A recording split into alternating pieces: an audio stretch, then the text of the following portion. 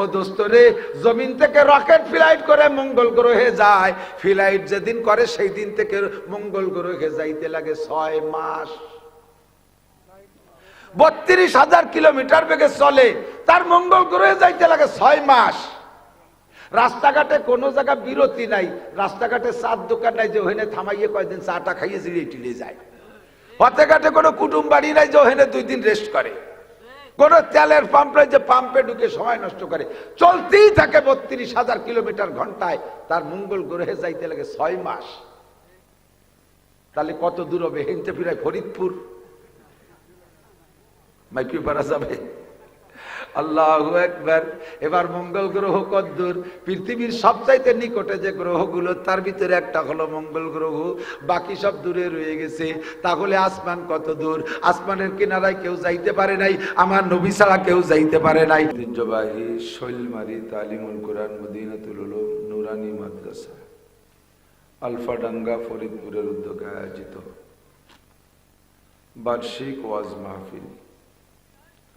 অধ্যক্ষর মাহফিলের সম্মানিত সভাপতি, মাহফিলের প্রধান অতিথি, দাওয়াতি উলামায়ে কেরাম, মাদ্রাসার মোহতামিম সাহেব হুজুর, এ অঞ্চলের অনেক অনেক উলামায়ে কেরাম, আইম্মায়ে মাসাজিদ, মাদ্রাসার আজিজ আমতুলাবা, প্রাণপ্রিয় দেশবাসী, পর্দার আড়ালে বসে থাকা মা ও বোনেরা, রজব মাসের প্রথম রাত,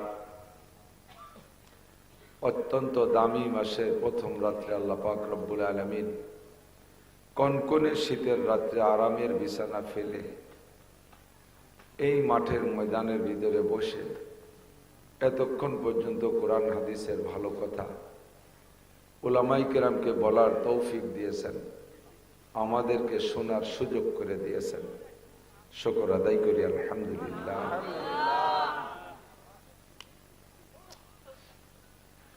একটা আয়াত বক্তাদের মুখ থেকে বহুবার শুনেছেন, আমিও আর একবার বলি, লা ইন শাকারতুম লা আযীদান্নাকুম ওয়া লা ইন কাফারতুম ইন্না আযাবী লাশাদীদ। আল্লাহ পাক বলেন, তুমি যদি আমার নিয়ামতের শুকর আদায় করো, নিয়ামত বাড়িয়ে দেব। সাধারণ তরজমার সাথে একটু তাফসীরি তরজমা হলো, তুমি আমার যে নিয়ামতের শুকর আদায় করবে সেই নিয়ামত বাড়িয়ে দেব। ওয়ালাইন কাফারতুম, যদি ওই নিয়ামতকে পেয়ে খুশি হইয়া শুকর আদায় না করো, এর নামই কুফরি করা, তাহলে তোমার জন্য রয়েছে কঠিন শাস্তি। শাস্তির ভিতরে অন্যতম শাস্তি হলো, কঠিন শাস্তি যেহেতু বহুত প্রকারের শাস্তি হতে পারে, তন্মধ্যে প্রথম শাস্তি হলো এই নিয়ামত কেড়ে নিয়ে যাব, এটা একটা শাস্তি। আমরা যারা গরিব মানুষ আছি, দৈনন্দিন দিন মজুর কষ্ট করে কামাই করে খাই, সারাদিন পরিশ্রমের পরে 300, 400, 500 টাকা কামাই করি, এভাবে আমাদের জীবন যাপন চলতেছে। মাঝে মাঝে যদি একদিন কিষাণ কামলা দিতে নাও পারি, তাতে আমরা 2-5 দিনও যদি বসে থাকা লাগে, তাতেও আমাদের ভারী মারাত্মক ধরনের ক্ষতি হয় না। আমরা গায়ে ওটা সয়ে নিতে পারি, খেয়ে হোক না খেয়ে হোক আমাদের দিনগুলো কাটাই নিতে পারি। দৈনন্দিন 500 টাকা কামাই করতাম, 500 টাকা আজকে পারি নাই কামাই করতে, ইনকাম করতে, তো খুব একটা আমরা মর্মাহত হই না। সামনে 2-1 দিন পরে আবার কিষাণ কামলা খুঁজি, সেদিন হলে ইনশাল্লাহ চলবে। কিন্তু একজন শিল্পপতি, কোটিপতি, বিশাল বিশাল ইন্ডাস্ট্রিজ আছে, তার এ নিয়ে বড় সুখে শান্তিতে আছে। আচানক যদি তার এই একটা শিল্প কলকারখানা যদি আগুন লেগে পুড়িয়ে ছাই হয়ে যায়, তখন কিন্তু সে সহ্য করতে পারে না, অনেকে স্টক করে মারাও যায়। আমাদেরও ক্ষতি হয়েছে যে পরিমাণ ব্যক্তি হিসেবে, তারও সেই পরিমাণ ক্ষতি হয়েছে ব্যক্তি হিসেবে, কিন্তু সে তার এই বড় ক্ষতিকে সহ্য করতে পারবে না। আমাদেরও 500 টাকার ক্ষতি আমরা মেনে নিতে পারি, কিন্তু সে পারবে না। তো নিয়ামত ছিনেই নেয়া, এটা বহুত বড় একটা গজব, বহুত বড় একটা আল্লাহ পাক রব্বুল আলামিনের পক্ষ থেকে আযাব। আমরা বাংলাদেশের মানুষ, বিশ্বের অন্যান্য দেশে এই পদ্ধতি খুব একটা নেই। আমি সৌদি আরব অনেক মাহফিল করেছি, মালয়েশিয়া মাহফিল করেছি। এই খোলা মাঠে ওপেন ফিল্ডে মাহফিল করার অনুমতিও সব দেশে নাই। পাকিস্তান, ভারত, বাংলাদেশ এই 3 দেশে মাত্র আছে, অন্যান্য দেশে নাই। বয়ান বক্তৃতা হয় রেস্ট হাউসের ভিতরে, বড় বড় হল রুম আছে, তার ভিতরে বক্স দিয়ে বসায় দেয়, কিছু লোক উপস্থিত হয়, এই পরিমাণ লোকও হয় না। তো বাংলাদেশ আলহামদুলিল্লাহ উন্মুক্ত খোলা মাঠে হাজার হাজার লাখ লাখ মানুষ, বিশ্ব ইস্তেমার মাঠে 30, 40, 50 লাখ মানুষ, সরমুনের ময়দানে এরকম মানুষ, রসুলপুর পেশাব হুজুরের ময়দানে বহুত মানুষ। আমরাও ছোট ছোট মাহফিল 2000, 5000, 10,000, 20,000, 50,000 মানুষের মাহফিল করি। আল্লাহর রহমতে আমাদের দেশে এ ব্যাপারে কোনো বাধা বিপত্তি। মাহফিলের মাধ্যমে আমরা যথেষ্ট ভালো কথা শিখি। বছরে 10টা 15টা মাহফিল আপনারা এলাকায় শুনে থাকবেন। ছোটবেলা থেকে শুনতে শুনতে বুড়ো হয়ে যাচ্ছেন। আশাবা সগীরা ওয়া আফনাল কাবীর, কাররুল গদাতে ওয়া মাররুল আশি। দিন যায় রাত পোহায়, একদিন 2 দিন করতে করতে হো রহি হয় অমর মিসলে বরফ গল, রপ্তা রপ্তা দম্বা দম্বা, কতরা কতরা দম্বা দম্বার, রপ্তা রপ্তা দম্বা দম। মানুষের জীবনের হায়াত চলে যাচ্ছে বরফের মতো গলতে গলতে। বরফ গলে গলে বড় এক চাংলা বরফ, শেষমেশ কিছুই থাকে না। কিন্তু গলার সময় চোখে টের পাওয়া যায় না যে কোন দিক দিয়ে গলে যাচ্ছে। পানি পড়ে যাচ্ছে নিচে দিয়ে, কিন্তু বডির দিক তাকাইলে টের পাওয়া যায় না দিক গলতেছে। আমার আপনার হায়াত এমন করে আস্তে আস্তে চলে যাচ্ছে। আমরা ইচ্ছা করে অনেক সময় হায়াতকে টেনে টেনে পিছিয়ে ফেলাচ্ছি, আসলে তো সম্ভব না। নিয়মতান্ত্রিক ভাবেই চলে যাচ্ছে, কিন্তু আমরা খুব আগ্রহের সাথে পিছনের দিক হায়াত কমাইতেছি। আমরা বলি যে হায়াত বেড়ে গেছে, বয়স বেড়ে গেছে, বলি না? 30, 40, 50, 60, 70, 80 বয়স, কি বলেন বলেন তো? বয়স বেড়ে গেছে, তাই বলি। আসলে বয়স কমে গেছে, আসলে বয়স কমে গেছে। আপনার কাছে 100 টাকা ছিল, খরচ করতে করতে 80 টাকা খরচ হয়ে গেছে। টাকা বেড়ে গেছে না কমে গেছে? আপনার যদি 70 বছর হায়াত বরাদ্দ ছিল, 60 বছর চলে গেছে, বেড়ে গেছে না কমে গেছে? কমে গেছে। কিভাবে কমে গেল? আমিও অনেক সময় চাই যে একটু কমুক। সামনে একটা ভালো অনুষ্ঠান আছে, খুব ভালো একটা অনুষ্ঠান, আসে না কেন? দিন মোটে সরে না, তাই না? কেন যায় না? কে কবে আসবে সেই দিন? এইভাবে আগ্রহের সাথে টেনে টেনে যে দিনগুলো কমাই, ওই দিনটারে টানতেছি। এই যে যে দিনগুলো পিছিয়ে বেলাচ্ছি, এটা কি আমার লাভ না লস?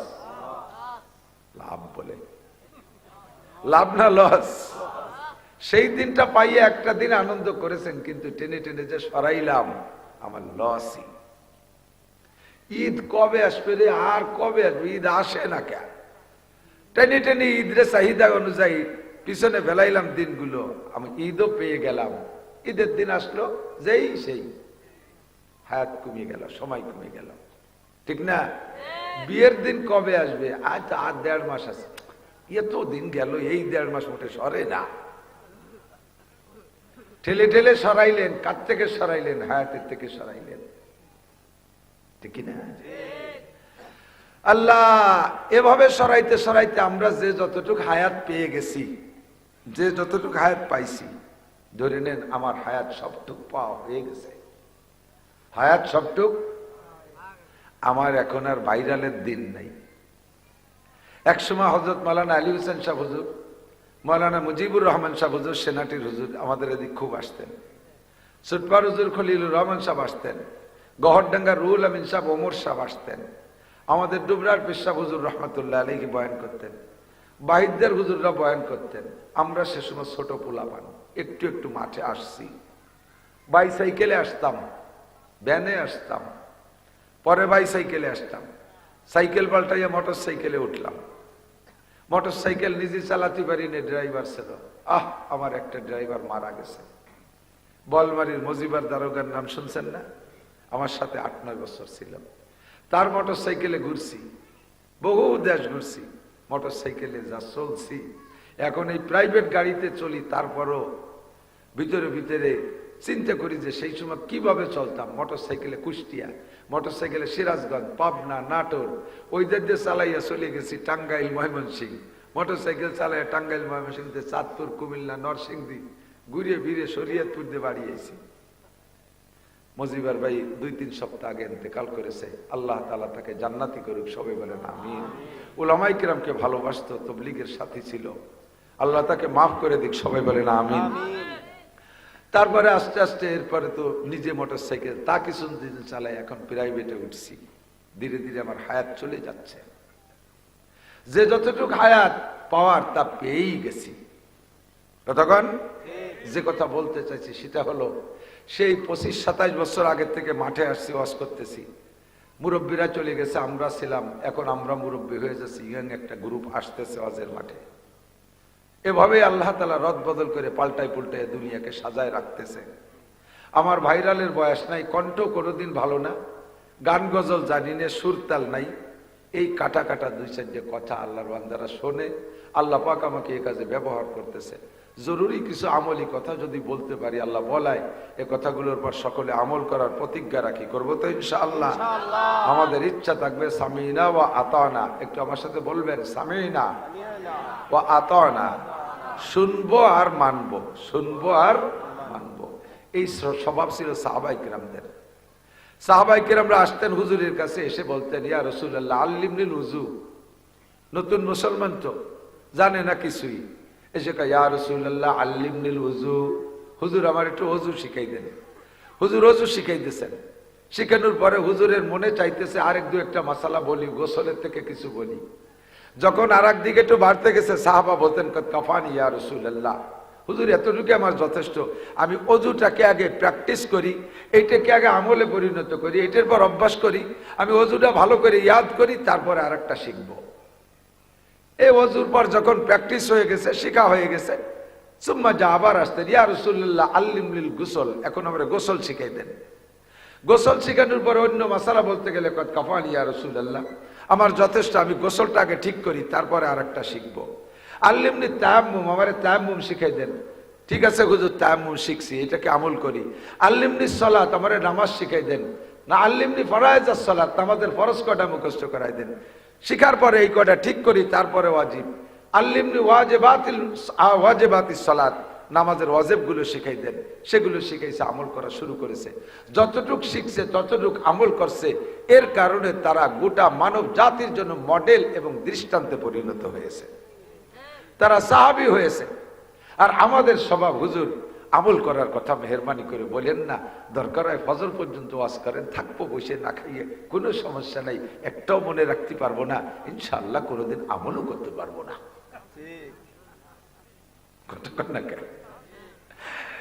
আল্লাহু আকবার। এর কারণে আমাদের কোনো পরিবর্তন নাই। আমাদের বয়ান লম্বা টাইম চলে, 2 ঘন্টা, 1.5 ঘন্টা, 2.5 ঘন্টা, কেউ 3 ঘন্টা, এভাবে লম্বা বয়ান করি। এত সময় বয়ান করলে আগে কি কইছি শেষ পর্যন্ত তা মনে থাকে না। লাস্টে যাই 1 প্যাকেট তবারক দেশে, ওই দিয়ে কামলা কামড়ি হতে বাড়ি যাচ্ছে। আর এনে দেবে কিনা তাও আমি জানি না। এই কর্তৃপক্ষ যারা আমার দাওয়াত দিচ্ছে তার একজনও দেখতেছি না। দাওয়াত দিচ্ছে আমার 3 জন।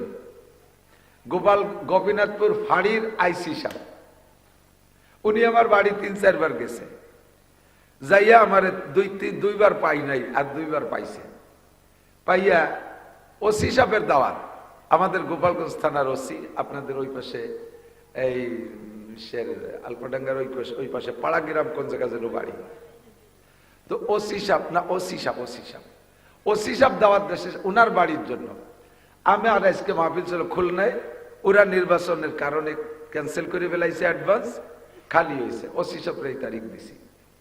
ওসি সাহেব পাইয়া আবার পরের দিন ফোন দিয়ে কয় হুজুর এই তারিখ আমার স্যার কাটিয়ে নিয়ে গেছে। আপনার স্যার কিরা? কয় যে এএসপি বাবু সাহেব, বাবু না শফিকুল ইসলাম বাবু সাহেব, শফিক স্যার নিয়ে গেছে। এবার এসপি সাহেবের সাথে আমার দেখা হয়নি। ওসি সাহেব এসপি সাহেব 2 জনই দাওয়াত দিয়েছে, কিন্তু জাতি সময় পাইনি আমি একবারও। তো ওই যারা দাওয়াত দিয়েছে সেই কর্তৃপক্ষ একজনও নাই। আইসে দেখি অন্য লোক, ওনারা আসতেন, আমার সাথে আজও কথা হয়েছে। মাননীয় প্রধানমন্ত্রী আসছে গোপালগঞ্জ, ওনাদের ডিউটির কারণে আসতে পারেনি। আমি প্রাণ খুলে দোয়া করি আল্লাহ তাআলা ওনাদের সকলকে, পুলিশ ভাইদেরকে এই দিনের কাজে কবুল করুক। সবাই বলেন আমিন। আমরা উলামায়ে কেরাম ওয়াজ করি, এটা আমাদের নেশা ও পেশা, নেশা ও পেশা, এবং দৈনন্দিন আমাদের ইমানি দায়িত্ব আলেম হওয়ার কারণে। আমাদের ওয়াজ শুনতে শুনতে মানুষ এখন থেতা থেতা হয়ে গেছে। থেতা থেতা বলছেন তো, কান এখন মাথা লাগিয়ে গেছে, আর কত শুনবো। আমরা এই জগতের মানুষ, কিন্তু এসপি সাহেব, ওসি সাহেব, ইনরা যদি এই জগতে আসে, ওনরা দুটো কথা বলে, ওই কথাগুলো মানুষে খুব খায়। যেমন আমরা কালেকশন করি, আমাদের মাদ্রাসার হুজুরদের নিয়ম কালেকশন করা। আমরা কালেকশনে গেলে অত ভালো কালেকশন হয় না, কিন্তু স্থানীয় যুবকরা যদি কালেকশনে যায়, কালেকশন বেশি হয়। যেভাবে হোক বিটিরা দেয় সাইডে, কারণ যদি সরাসরি না দেয় আবার রাত্রি নিয়ে যেতে পারে, কোন ফাঁকে পাওয়া যায় না। এজন্য যে কোনো কারণে ওকে কালেকশন। আমি এক মসজিদে জুমার খতিব ছিলাম, জুমার নামাজ পড়াইতাম। তো ওই মসজিদে শবে বরাত এসে গেল। তো শবে বরাত আসলে 2-3 দিন, 4-5 দিন আগে যুবকরা শুক্রবারে বলতেছে, হুজুর এবার শবে বরাতের দায়িত্ব কমিটির মুরব্বীকে পর দেওয়ার দরকার নেই, শবে বরাতের দায়িত্ব আমাকে কাছে দেন। যুবকরা কয় যে শবে বরাতের দায়িত্ব আমাদের কাছে দেন। আমরা বললাম কি, তার মানে শবে বরাতের ভাগ্য তোরা লেখবি? কয় না, লেখবে তো আল্লাহ, কিন্তু এই বিগত যে শবে বরাত গুলো গেছে, এই বুড়ো রাজা কামা কালেকশন মালেকশন করে, সে জিলাপি 1 খান 1.5 খান 2 খান পাই, ও তৃপ্তি পাই না। এই জন্য এই বাইরে শবে বরাতের অনুষ্ঠানের দায়িত্ব আমাদের কাছে দেন। দিলাম ওকে কাছে দায়িত্ব। শবে বরাতে যে রাত, ইবাদত বন্দেগীর রাত, ঈশান নামাজের সময় ওরা দেখলাম যে বস্তা ভরে জিলাপি নিয়েছে, প্যাকেট আধা কেজি সাইজ, 500 প্যাকেট, 500-550 প্যাকেট করছে। দেওয়ার পরে সবাই রে 1-1 প্যাকেট তো দেবেই, দেশেও, কিন্তু ওদের হিসেবে চাইতে যে পরিমাণ প্যাকেট করছিল তাইতে কয় প্যাকেট আড়াই গেছে। মিলাদের আগেই আমারে 500 টাকাও দিছে, বিগত কোনোদিনে 1 টাকাও দেয় না, এবার 500 টাকা দিছে। আমি বললাম যে এত জিলাপি 500 টাকাও দিলি, কিভাবে কি দিয়ে কিনলি? কয় হুজুর আগামী বাড়ি টাকাও আছে। এত কালেকশন? হ্যাঁ, যে বাড়ি গেছি দিতে চাইনি, মোরগ একটা স্যাঙ্গাই দিয়ে ধরে নিয়েছি, টাকা দেবে না, কাঁসার বদনাইনি বেশি ফেলাইছি। বাস কালেকশনে গেছি, একটা দিতে চাইছে, একটা চাইয়ে, একটা কইয়ে, একটা না কইয়ে, একটা চুরিয়ে 3-4 ডেরি নিয়েছি। টাকায় অভাব হওয়ার কথা না। লাস্ট ফিনিশিং যা হয়েছে সেটা হলো, আমাদের জিলাপি ভাগ করে দেওয়ার পরে সবাই তো পাবে, আরো বেশি থাকবে, কিন্তু সে 25 প্যাকেট কম পড়ে গেছে। ওরা আমাকে ইবাদতে লাগাই দিয়ে 2 জনে দেশে পাহারায়, সেই 2 জন ওই জায়গার থেকে মেজে দিছে। এবার যখন কম পড়ছে, শবে বরাত যাবা কোথায়, লাগিয়ে গেছে নিজেরা যুবকরা, দুমা মারামারি, সব শবে বরাত ওকে ফিটির পান দিয়ে গেছে। আমি বলি, আমি সারা জীবন ভরে ওয়াজ কইরা গ্যারান্টি দিতে পারবো না, কন্ট্যাক্ট নিতে পারবো না। পুলিশ লাইনের 500 পুলিশরা আমি নামাজি বানাইতে পারবো, এই গ্যারান্টি আমি দিতে পারবো না। কিন্তু এসপি সাহেব ওনারা যদি সকালবেলা 500 পুলিশরা লাইনে দাঁড় করে দিয়ে বলে, আমার লাইনে চাকরি করতে হলে নামাজ পড়িতেই হইবে, আমার লাইনে চাকরি করিতে হইলে নামাজ পড়িতেই হইবে, 1 ওয়াক্ত নামাজ কাজা হলে তার এই পানিশমেন্ট আছে, এমন করে একটা বক্তব্য যদি এসপি সাহেব দিয়ে দেয়, আমার বিশ্বাস ওই লাইনে একজন মুসলমান ও পুলিশ বেনামাজি থাকবে না। আমি সারা জীবন ভরে ওয়াজ কইরা একটা ভোল্টের মানুষকে নামাজি বানাইতে পারবো না। আল্লাহু আকবার। একজন মেম্বার যদি তার কাছ থেকে ভিজিএফ কার্ডের মাল নেয়, যে সকল নারী আর পুরুষ, মাল নেয়ার সময় যদি, মাল দেওয়ার সময় যদি বলে দেয়, আমি খবর নেব, যদি তুমি নামাজ না পড়ো আগামীবার মাল তোমারে দেয়া হবে না। আল্লাহর ভয়তে না হলেও কমপক্ষে ভিজিএফ কার্ডের মাল নেয়ার লোভে হলেও নামাজ পড়া লাগবে। একজন চেয়ারম্যান যদি ইচ্ছা করে ইউনিয়নের নামাজ প্রতিষ্ঠিত করতে পারে, একজন এমপি যদি ইচ্ছা করে তার সিটের সব মুসলমানকে নামাজি বানাইতে পারে, আরে মাননীয় প্রধানমন্ত্রী যদি ইচ্ছা করে বাংলাদেশের সমস্ত মুসলমানদেরকে নামাজি বানাইতে পারে। আল্লাহর নবী এজন্য বলেন কুল্লুকুম রাইন ওয়া কুল্লুকুম মাসউলুন আন রাইয়াতিহি, তোমরা সকলে রাখাল, তোমরা সকলে রাখাল। রাখাল বুঝেন তো? রাই মানে রাখাল, তোমরা সকলে রাখাল। যে যতটুকের রাখালি করো কিয়ামতে তাতে তাকে ততটুকের রাখালি বুঝিয়া দেওয়া লাগবে, জিজ্ঞাসিত হবা। এই কথা কইস না, তুই ঠিক বেঠিক একবারও কবি না, তোর আরো 2-3 জায়গা দেখছে তুই কেরায় উঠিস, এই জন্য তো কয়ে নিলাম। সকলে রাখাল, আমি ফ্যামিলির সদস্যদের রাখাল। কথা কর, আমার কথা কেউ মানে না, বউ বাচ্চার আমার কথা মানা লাগে, মেম্বারের কথা কেউ মানে না, ওয়ার্ডের মানুষের মানা লাগে, চেয়ারম্যান হওয়ার পরে তার ইউনিয়নের লোক তার কথা মানা লাগে, এমপি যেভাবেই হোক না কেন হওয়ার পরে তার সিটের লোকের তার কথা মানা লাগে। উনি তার ভিতরে একটা কিছু প্রতিষ্ঠিত করতে পারে, কিয়ামতে আল্লাহ পাক মাননীয় প্রধানমন্ত্রী আর প্রেসিডেন্ট দুইজনকে, শাহাবুদ্দিন সাহেবকে আর মাননীয় প্রধানমন্ত্রী শেখ হাসিনাকে ডাইকে বলবে বাংলাদেশের মানুষকে নামাজি বানাও নাই কেন? 16 কোটি 18 কোটি মুসলমানের দায়িত্ব তোমারে দিছি, তুমি এ সবাইরে নামাজি বানাইছো, কিনা নামাজ পড়লো না খবর নেছো? জিজ্ঞাসা হবে কিনা? কি বিশ্বাস হবে? না হইলে নবীর হাদিস মিথ্যা। জিজ্ঞাসা হবে, জিজ্ঞেস করবে আল্লাহ তোমার দেশের জনগণ নামাজ পড়ছে কিনা, এই খবর কিনেছো? মাননীয় প্রধানমন্ত্রী বলবে, প্রেসিডেন্ট বলবে আল্লাহ এইটি কি একটা উপযুক্ত প্রশ্ন হলো? আল্লাহ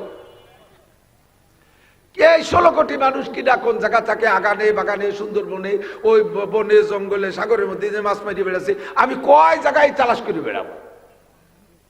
এত মানুষের নামাজি বানানো কি আমার দ্বারা সম্ভব? আল্লাহ কয় অবশ্যই তোমার সবাই রে মসজিদে নিয়ে সম্ভব। প্রমাণ তুমি করে দেখাইছো। করোনার বছর 16 কোটি মানুষকে মসজিদ থেকে বের করছো তুমি। তোমরা যারা মসজিদ থেকে মানুষকে বের করতে পারো, তোমরা মসজিদে মানুষকে ঢুকাইতে পারো। আমার নামাজিদেরকে মসজিদ থেকে বের করে দেছো, পরবর্তীতে সবাই রে মসজিদে ঢুকাই দাও নাই কেন? যারা বের করতে পারে তারা ঢুকতিও পারে কি পারে না? আরে ঢুকো বের করা যত কঠিন, ঢুকনো অত কঠিন না, ঢুকনো আরো সহজ।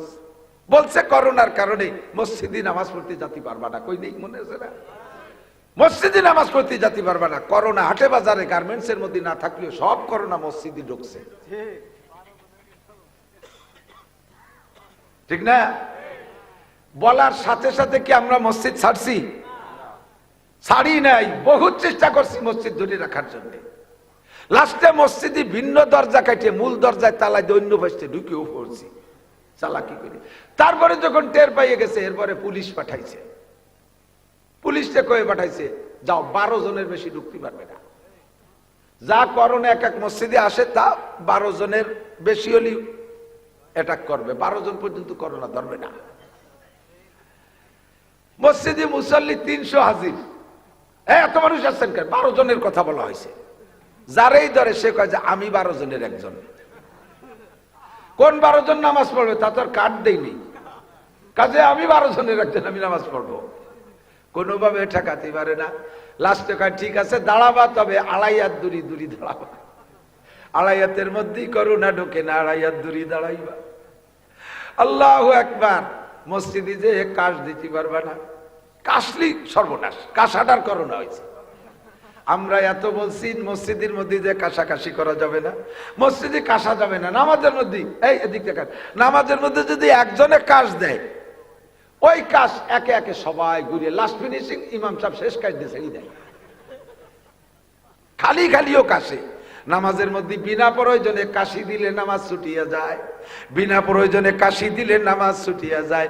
আমরা মোটে কাশ ঠেয়াতে পারি রে, করোনা এসে কাশ ঠেয়াই ফেলাইছিল। কাশ আসলিও এই জন্য সাজিয়ে দিচ্ছে, কাশ মারে নেই, ঠিক না? আল্লাহু আকবার। হাজার হাজার মসজিদ খালি করে দিয়েছো, মুসল্লি বের করে দিয়েছো। যারা খালি করতে পারো তারা মসজিদ ভর্তিও পারো, খালি করার দায়িত্ব খালি করেছো, কিন্তু পরবর্তীতে মসজিদে মুসল্লি গেল কিনা খবর নাও নাই। কিয়ামতের ময়দানে ও প্রধানমন্ত্রী, প্রেসিডেন্ট থেকে নিয়ে স্বরাষ্ট্রমন্ত্রী, ধর্মমন্ত্রী, যত মন্ত্রী আছে, যত উপজেলা চেয়ারম্যান, মেম্বার, সবাইরে জিজ্ঞাসা করা হবে মসজিদ ফিরে ভরে দাও নাই কেন? তুমি শুধু ধান চাল খুদ করে এগুলো দেওয়ার দায়িত্ব, রাস্তাঘাটার কারেন্ট দেওয়ার দায়িত্ব নিয়ে রাষ্ট্রপ্রধান হইছ নাকি? আমার এ বান্দাদের নামাজের দায়িত্ব তোমার ছিল।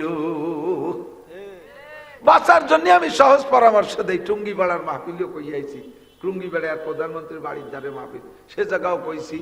সে জায়গা তো আর অন্য দল না থাকারই কথা, একেবারে পাইকারি আমলিগ, নির্ভেজাল।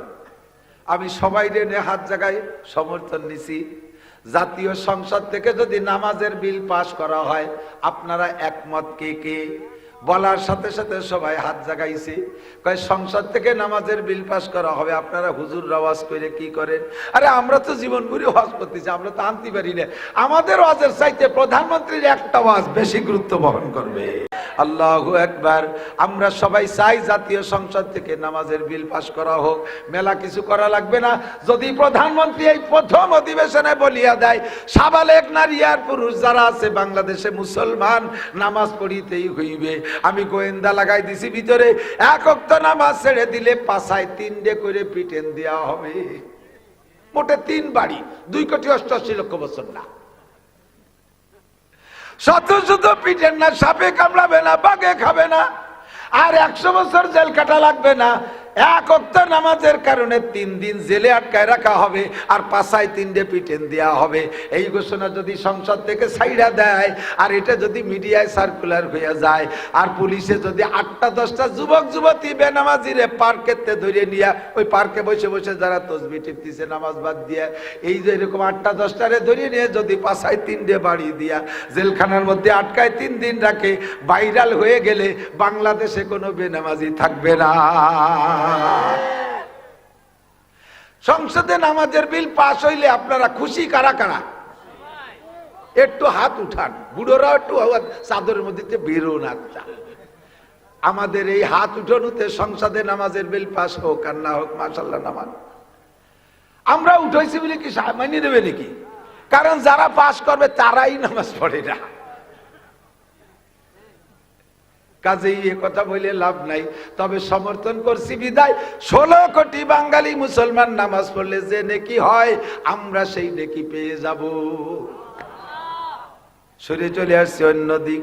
সময় আমার আপনার কম, অল্প হায়াত, সময় অল্প একটু হায়াত। যার যতটুকু হায়াত জানি না সামনে আর 1 মিনিটও বাঁচবো কি বাঁচবো না। আজকে এখন ঈশার নামাজ পড়ে বসছেন, আজকের ফজরের নামাজ পর্যন্ত বেঁচে থাকবেন কে কে গ্যারান্টি আছে কাহারও কাছে? আছে? যদি কোনো যুবক বাহাদুরি করে বলো আমার শরীর স্বাস্থ্য খুব ভালো, আমি আজই মাত্র চেক আপ করে আসছি, আমার দেহের মধ্যে কোনো রোগ নাই, আমি ফজর পর্যন্ত বেঁচে থাকবোই থাকবো। যদি বেয়াদবি করে দাঁড়ায় বলো আল্লাহ কয় তোরে মারবো সবার আগে, তোরে এ জায়গাতেই বাড়ি যেতে দেব না, এমন ঘটনা ঘটতে পারে কি পারে না? আমার সামনে 1 মিনিটের হায়াতেরও গ্যারান্টি নাই, মরণের গ্যারান্টি আছে না নাই? আল্লাহ কয় সব কিছু অস্বীকার করতে পারো, ও বন্ধু মরণ রে অস্বীকার করতে পারবা না। কবর আযাব আছে কিনা সন্দেহ হয় তোমার, আল্লাহ আছে কিনা সন্দেহ হয় তোমার, আরে কিয়ামত হবে কিনা সন্দেহ হয় তোমার, হাসর নাসর হবে কিনা সন্দেহ হয় তোমার, পুলসিরাত আছে কিনা বিশ্বাস না করলে না করতে পারো, জান্নাত জাহান্নাম আছে কিনা বিশ্বাস না করলে না করতে পারো, কিন্তু মরণ যে হবে এর মধ্যে কোনো সন্দেহ নাই, এ ব্যাপারে কেউ অবিশ্বাস করতে পারবা না। কুল্লু নাফসিন যায়কাতুল মাউত, এনি ম্যান এভরিবডি মরণশীল, সকলে মরিয়া যাইবা। এবার মরবা, কার হায়াত কতটুকু আছে জানি না, ধরে নেই যা হায়াত বরাদ্দ ছিল সব পাওয়া হয়ে গেছে। আসল হায়াত হলো কবরে যাওয়ার পরে। আল্লাহ নিজেই বলেন আমাল হায়াতুদ দুনিয়া ইল্লা কলিল, এ দুনিয়ার জিন্দেগি একেবারে কম, একেবারে কম। আল্লাহ যারে কম বলে তার চেয়ে কম থাকে না, আর আল্লাহ যারে বেশি বলে তার চেয়ে বেশিও থাকে না। কতক্ষণ? আল্লাহ যদি কইতে সবচেয়ে কম, তাহলে তারপরে তারপরে আর কম থাকে না। আল্লাহ যদি বলে এটা সবচেয়ে বেশি, তারপরে আর বেশি বলার জায়গা থাকে না। আল্লাহ কয় সবচেয়ে বেশি হায়াত আখিরাতে, বেশি হায়াত আখিরাতে, দুনিয়ার হায়াত একেবারে কম। তুলনা করতে যে উদাহরণস্বরূপ আমার দিক খেয়াল করবেন দোস্ত, তুলনা করতে যে বোঝানোর জন্য বলি, এই জমিন থেকে প্রথম আসমান পর্যন্ত কত পথ? জীবন ভরে শুনছি 500 বছরের পথ। জমিনের থেকে প্রথম আসমান কত দূর? 500 বছরের পথ। কোন যানবাহনের নাম কইছে? পায়ে হাঁটা 500 বছর, ব্যানের 500 বছর, নসিমনের 500 বছর, কৃষির 500 বছর, যানবাহনের নাম কই নেই। ধরে নিয়ে যেতে পারে দুনিয়ায় সর্বশেষে একেবারে সবার শেষে যেই দ্রুতগামী যানবাহন তৈরি হবে, যেটা বিশ্ব দ্রুতগামী, ওই যানবাহনের 500 বছরের পথ হতে পারে, ওই যানবাহনের 500 বছরের পথ হইতে পারে। বর্তমান সবচাইতে দ্রুতগামী বানাইছে বিজ্ঞানীরা রকেট। এইটা 1 ঘন্টায় চলে 32,000 কিলোমিটার, 1 ঘন্টায় 32,000 কিলোমিটার চলে। বাংলাদেশের ভিতর দিয়ে ডোমেস্টিক বিমান চট্টগ্রাম থেকে ঢাকা থেকে বিভিন্ন রুটে দেশের মধ্যে যা চলে, এগুলো 500-600 কিলোমিটার বেগে চলে। বাংলাদেশ থেকে বিদেশে যে বিমান যায় 1000-1200 কিলোমিটার বেগে চলে। আর রকেটে করে মঙ্গল গ্রহে আর চাঁদের দেশে যায়, এগুলো চলে 32,000 কিলোমিটার বেগে। 1 ঘন্টায় 32,000 কিলোমিটার পথ যায়। ও দোস্ত রে, জমিন থেকে রকেট ফ্লাইট করে মঙ্গল গ্রহে যায়, ফ্লাইট যেদিন করে সেই দিন থেকে মঙ্গল গ্রহে যাইতে লাগে 6 মাস। 32,000 কিলোমিটার বেগে চলে, তার মঙ্গল গ্রহে যাইতে লাগে 6 মাস। রাস্তাঘাটে কোনো জায়গা বিরতি নাই, রাস্তাঘাটে চার দোকান নাই যে ওখানে থামাইয়ে কয়েকদিন চাটা খাইয়ে জিরিয়ে টিলে যায়। পথে ঘাটে কোনো কুটুম বাড়ি নাই যে ওখানে 2 দিন রেস্ট করে। কোন তেলের পাম্প নাই যে পাম্পে ঢুকে সময় নষ্ট করে। চলতেই থাকে 32,000 কিলোমিটার ঘন্টায়, তার মঙ্গল গ্রহে যাইতে লাগে 6 মাস। তাহলে কত দূর হবে? হেনতে ফিরায় ফরিদপুর মাইপি পারা যাবে। আল্লাহু আকবার। এবার মঙ্গল গ্রহ কত দূর? পৃথিবীর সবচাইতে নিকটে যে গ্রহগুলো, তার ভিতরে একটা হলো মঙ্গল গ্রহ, বাকি সব দূরে রয়ে গেছে। তাহলে আসমান কত দূর? আসমানের কিনারায় কেউ যাইতে পারে নাই, আমার নবী ছাড়া কেউ যাইতে পারে নাই।